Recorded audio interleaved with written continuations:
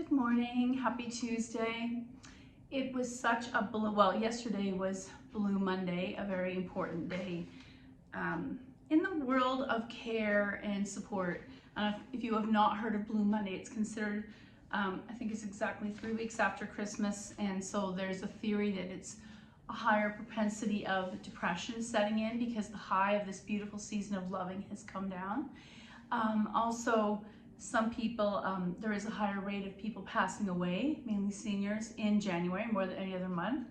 And it's also one of the darkest days, even though we have all these reminders that we're moving towards light.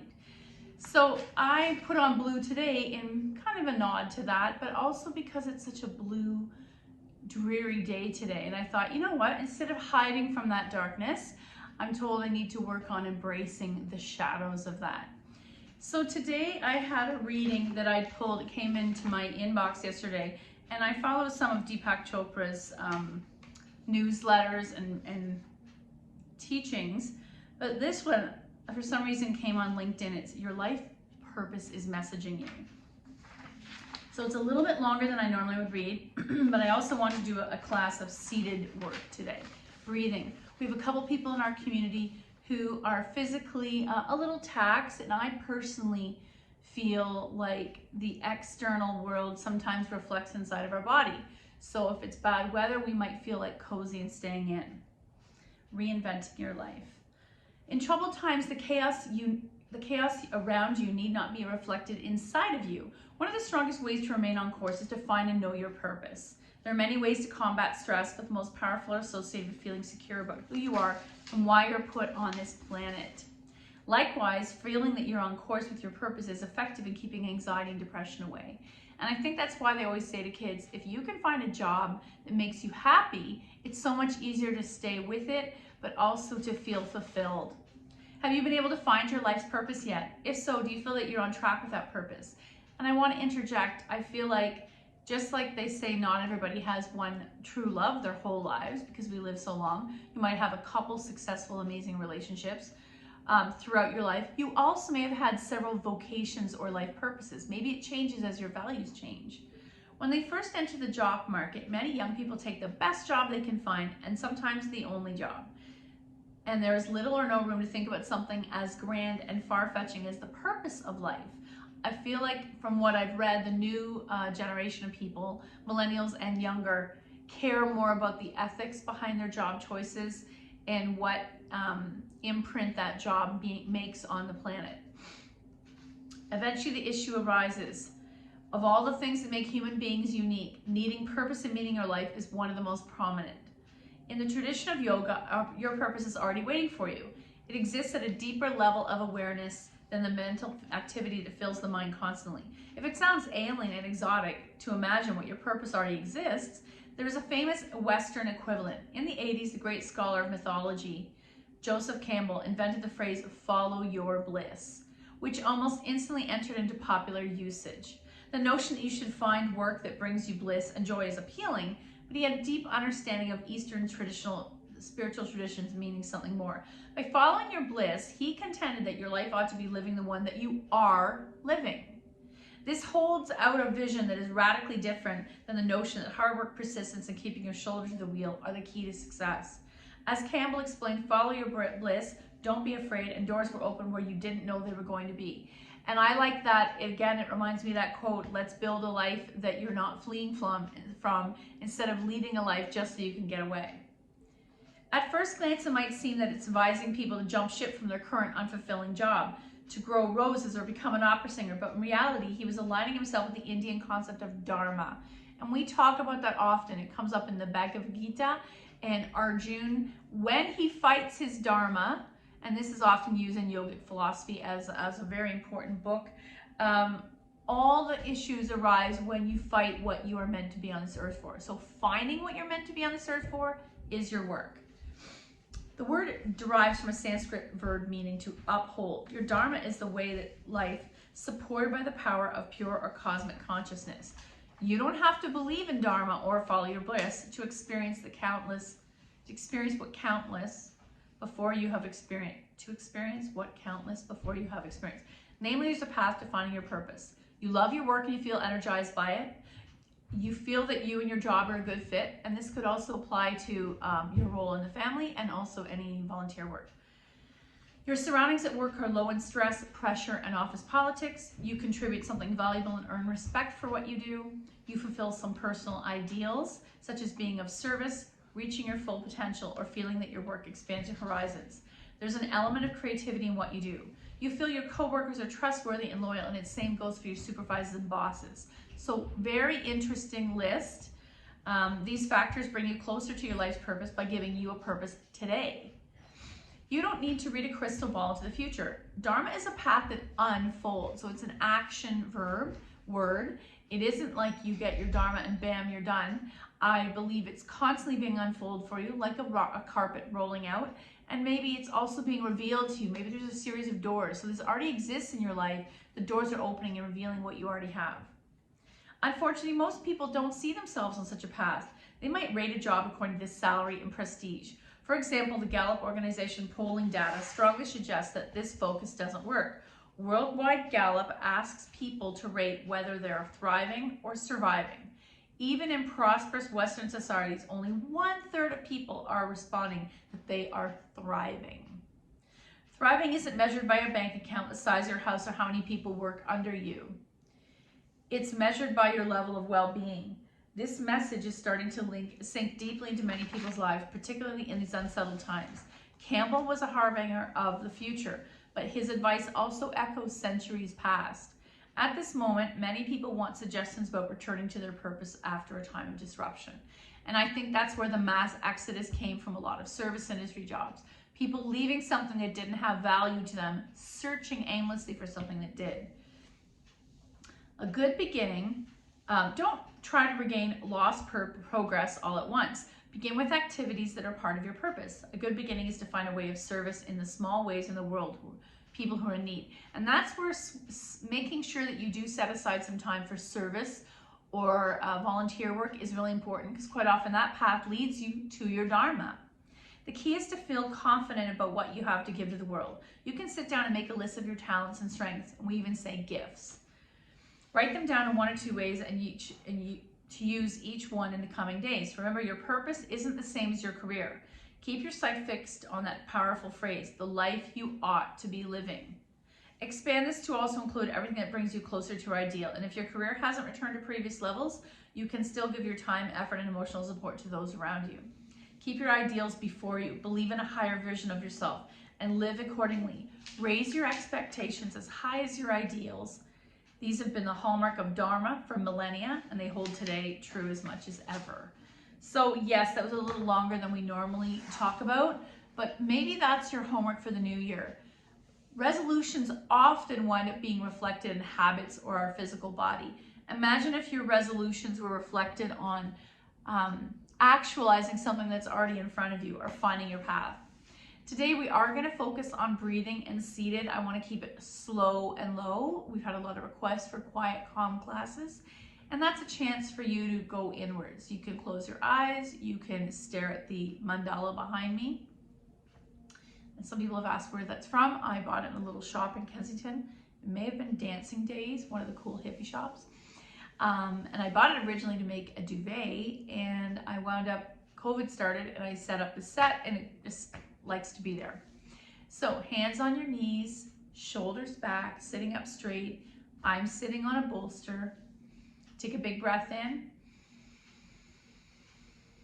Maybe visualize blowing up a balloon to capacity.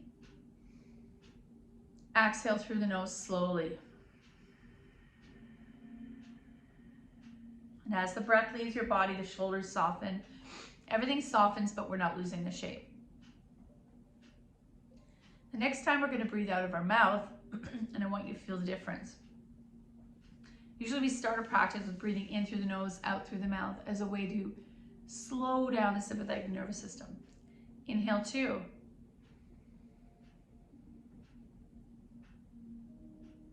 Pause at the top and exhale through the slightly closed mouth.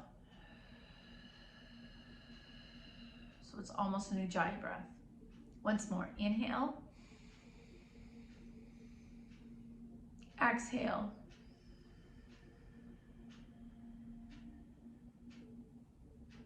And then we'll do 5 more breaths, your choice, mouth open or closed. Preferably closed. It slows down everything and the air is being warmed through the nostrils and the hair of the nose. Inhale 3, inhale 1. Exhale.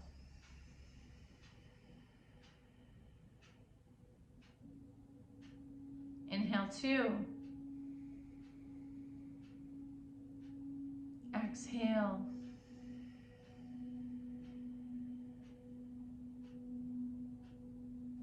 Inhale 3. Exhale. Inhale 4. Exhale.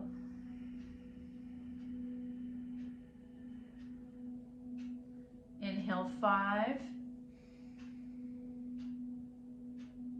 Exhale.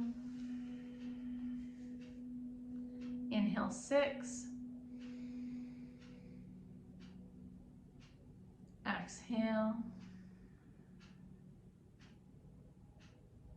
Inhale 7. Exhale.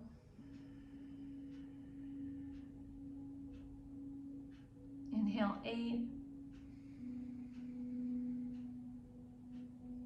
Exhale, and if you started to slow forward, you're going to bring the shoulders back. Inhale 9. Exhale. And one more deep inhale through the nose. Inhale. Exhale. If your legs are crossed, you're going to switch to non-dominant in front now. Sitting up straight. Let's take right hand to left knee. Left hand is beside you or behind you or touching your sacrum. Key piece is that shoulder's back. I'm sitting in a bolster, so my fingertips are barely touching the floor on the left. And you're going to look forward or over the right shoulder. Inhale 1. Exhale. And each time, so we're not going to come in and out of this pose. We're going to hold it for 3 breaths.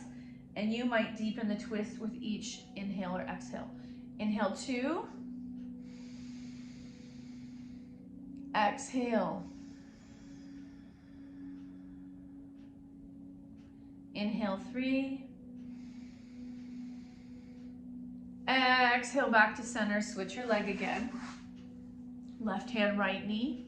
Right hand beside you or spinal twist on your fingertips behind you. Inhale 1. And I'm going to look over the left shoulder. Exhale. Inhale 2.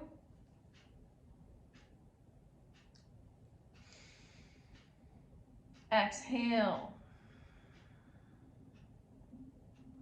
Inhale 3. Exhale back to center and just roll the shoulders back a few times and then forward. Let's take our arms to a T, reach out, palms forward, slowly reaching up, and you can either hold an imaginary beach ball or interlace your fingers and press the palms up. 2 breaths. Engage the core. Inhale 1. Exhale. If this hurts your ribs, you're keeping your hands down. Inhale 2. Exhale and inhale 3. Exhale, release.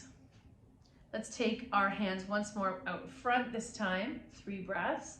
Inhale 1. Exhale. Shoulder height. Inhale 2. Exhale. Now try to pull your hands away from yourself. Resist. Inhale 3. Exhale, release. Left ear, left shoulder. Center. Right ear, right shoulder. Upright. Okay, we're going to do a few more things helping the spine. So shoulders back, looking slightly up. Let's do 3 breaths here. This is a tiny back bend. I've added the arch slightly to my back, but the neck is open. If this hurts the neck, you're coming back to neutral. Looking at something on the ceiling, I'm looking at a pot light. Inhale 1.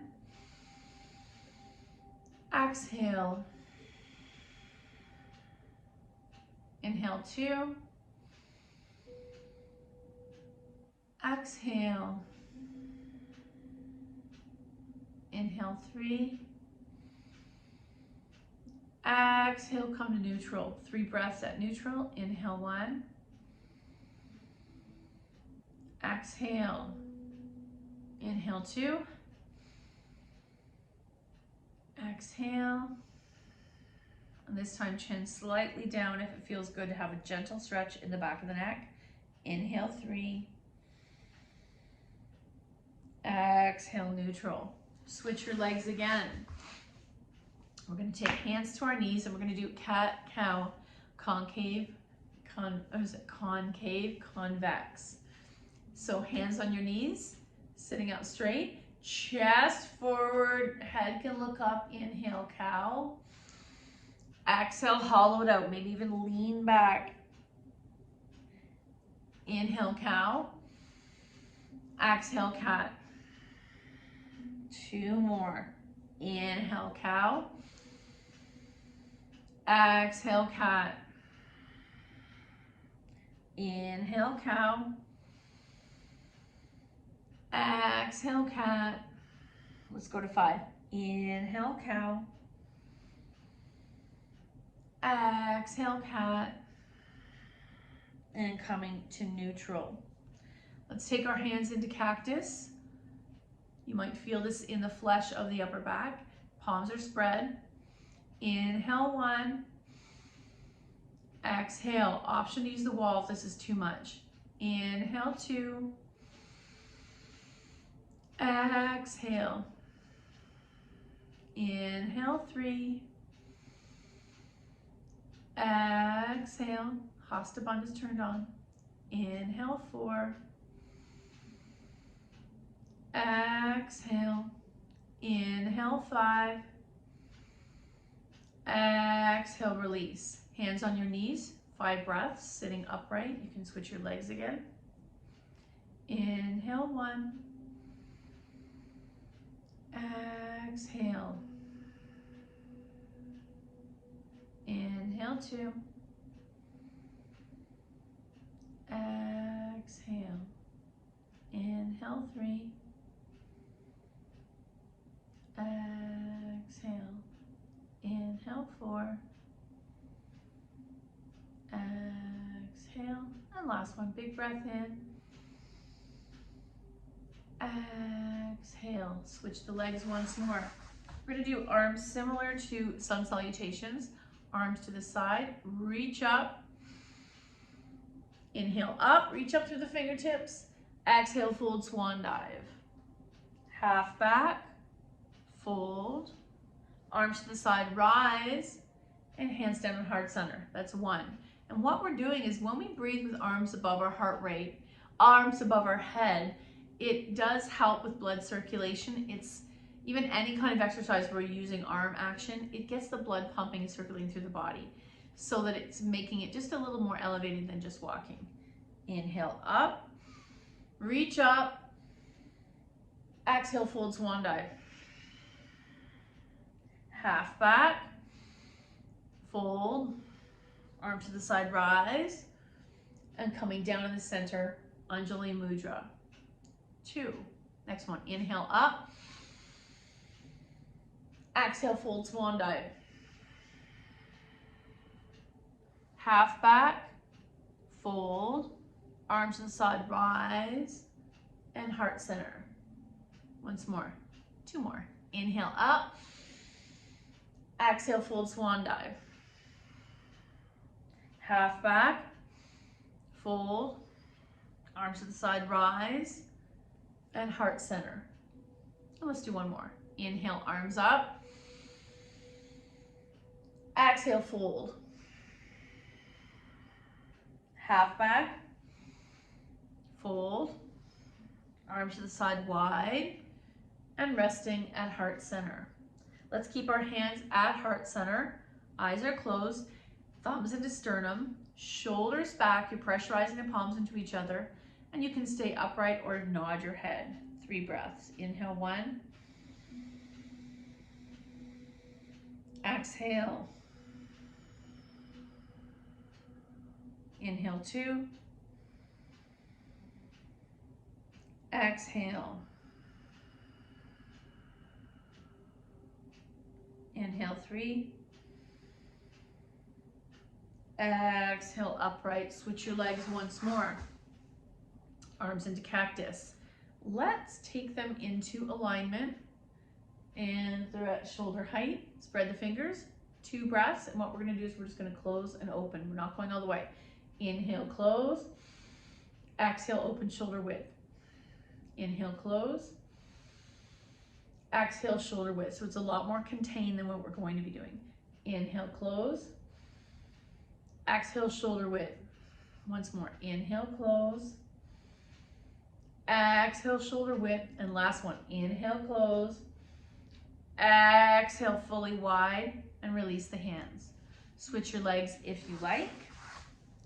Switching the legs, not only does it break our samskara habits, it's also helping with connections in the brain when we do opposite things. Now we're going to take the arms back to shoulder height cactus and we'll do a little wider. Starting with shoulder width. Inhale, open. Exhale, close. Inhale, open. 2. Exhale, close. Inhale, open. 3.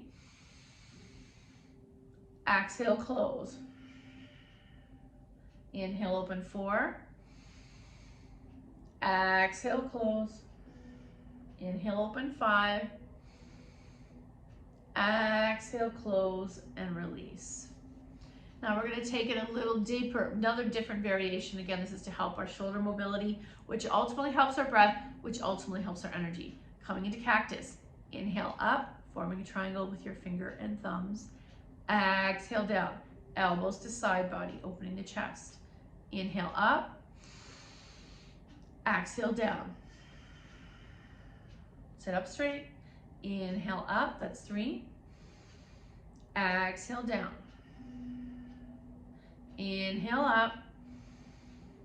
Exhale down. Inhale up. Working on proprioception, making that shape is in your mind's eye.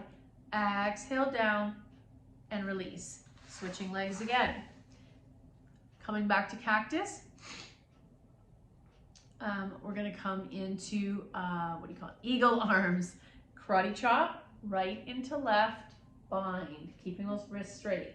If I'm not able to bind, maybe I'm just going to stretch the arm like this. So you're stretching behind the shoulder. So inhale up, exhale down. Inhale up, that's 2. Exhale down. Inhale up, 3. Exhale down. Inhale up, 4. Exhale down. And last one, inhale up, 5. Exhale down and release. Other side. Zombie arms, left into right. Oh my gosh, this side is tight. I did a weights class yesterday. Inhale up. Exhale down. Inhale up. Exhale down. Inhale up, 3. Exhale down. Inhale up, 4. Exhale down. Inhale up, 5. Exhale down. Shake it out. Switching the legs. So there's a thing we used to do between poses when we were standing to help get the circulation going. I think it's recommended by the Arthritis Society and several other senior societies. Imagine standing, and this is one thing that will be done daily to keep mobility of the joints, the blood flow, but also I feel like it resets your back if you've been sitting for a long time. So coming in as cactus, jazz hands, we're going to twist like a washing machine. 1, 2, 3, 4, 5. And I'm not going to count. How about you count up to 20 in your head using breath in your head?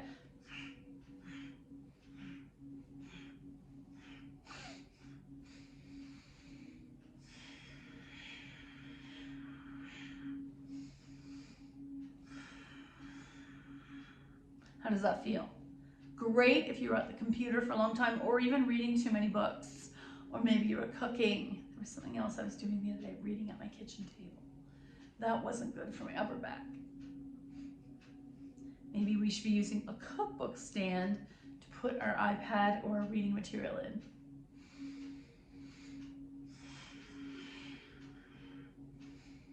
Oh, that's awesome. Can you do 2 more? And there's another variation, flopping.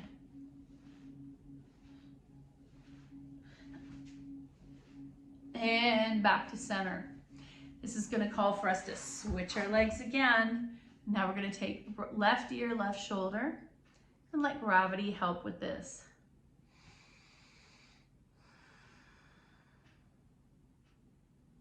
And maybe your eyes are closed and you're softening and you're visualizing a beautiful waterfall trickling effortlessly down the side of a mountain, flowing, free, not rigid.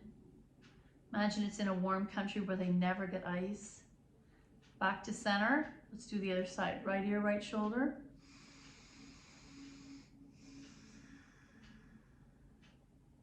Two more breaths.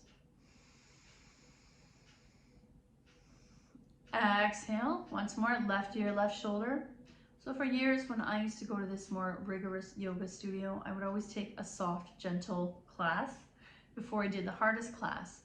So if you are looking for physical activity that's a little more strenuous, you might use this class to soften the body before you do your work. Maybe you're a jogger or a cyclist.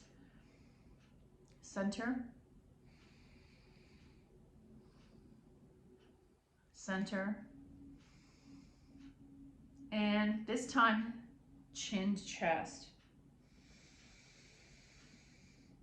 Exhale, lifting up your head. Okay, we're gonna untuck our legs. That was a long time I had you with crossed legs.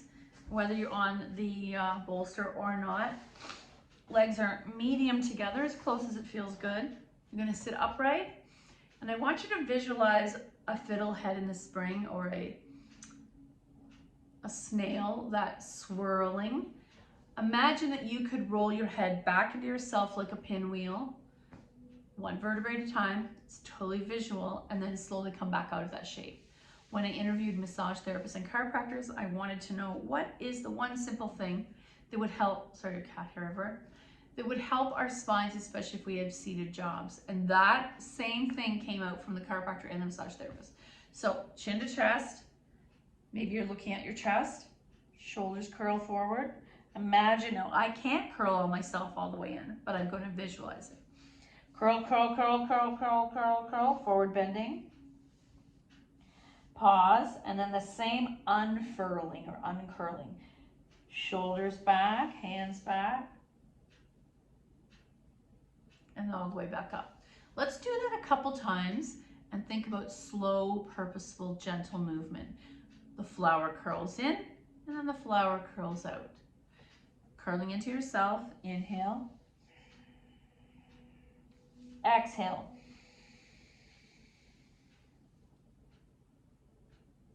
Curl in. Curl out. Curl in. Curl out. Curl in. Curl out. And one last time, curling in, curl out, coming to neutral. You can cross your legs or leave them out. As we draw close this class, we're going to finish with an Om. This is something that we would do if we were in a traditional yoga class. It's considered the universal sound.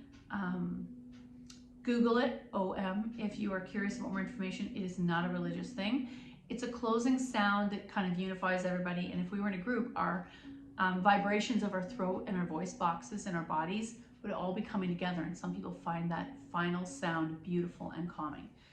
And the actual, it's broken into 3 parts, Om, but it's only 2 letters. I don't love it because it makes the mouth and my lips kind of vibrate, but it sort of sounds like this, Om.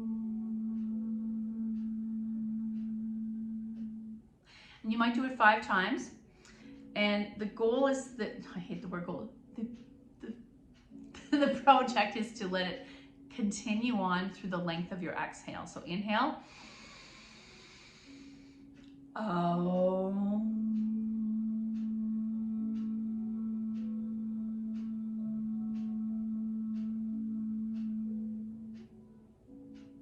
Big breath in. Exhale. Om.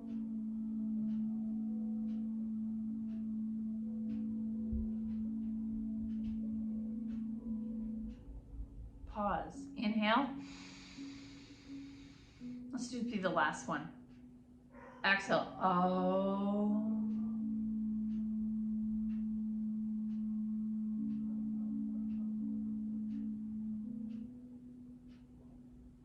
And gently blink your eyes, open and close, coming to final close attention. Thank you so much for your effort. The good in me sees the good in you. Namaste.